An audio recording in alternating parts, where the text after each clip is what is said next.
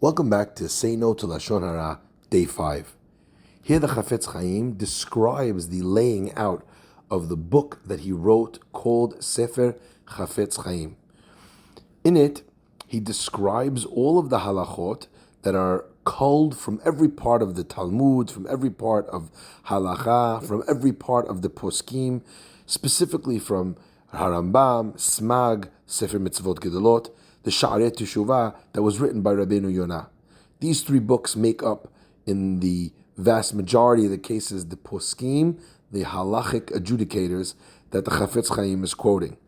But the halachot and the ideas and the hashkafot, the outlook, they are pulled from the Gemara, from the Midrashim, from all of the teachings of our great rabbis since time immemorial.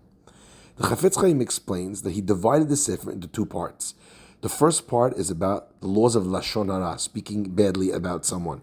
And the second part are the laws of Rechilut, which means the laws of gossiping, of sharing news and sharing bad words that were said from one person to the next, and so on and so forth. And we'll visit the idea of what Rechilut actually means.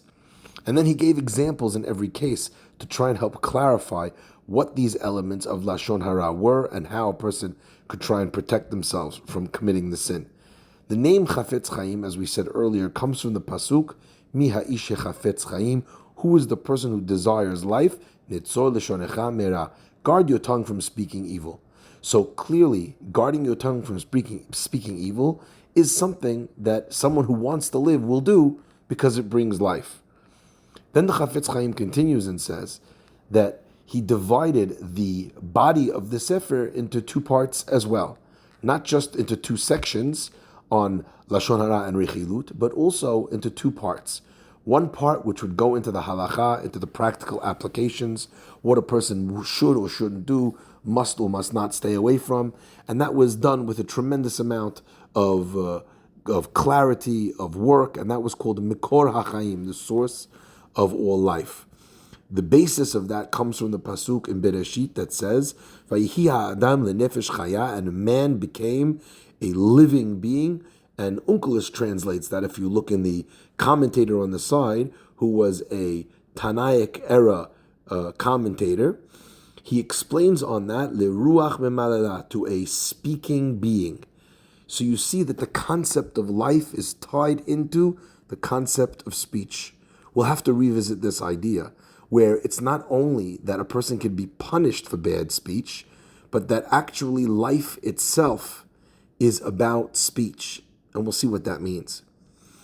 The second part that he wrote was called Be'er Mayim Chaim, and there he expressed where he got the laws that he came from in Mekor HaChaim, where he got those laws from. The idea of Be'er Mayim Chaim means the well from which the living waters were taken. If the first part is called the source of life, Mekor HaChaim, so if you were trying to find the source of that life, that would be called Be'er Mayim Chaim.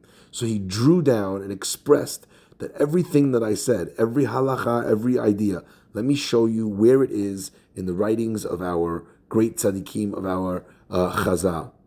And the reason why he was so careful to illustrate that every point that he made in the halachic part of the book was proven and clearly sourced in our ancient source material is in order that no one should be able to say that the Chafetz Chaim was making anything up, was obligating you to do something that was not a hayuv, a responsibility, and that this was something that was relevant only for people of very high stature. This was required and important for every single Jew, and therefore the work that he put into this is meticulous. The Chafetz Chaim understood that he must be very careful in the way that he speaks, and therefore everything that we discuss in this book and in this name of the Chafetz Chaim is precise, without any exaggeration or blowing things out of proportion. And still, the way he ends this section is by saying that if a person understood how significant Lashon Harah was, it would raise his hairs on their edge.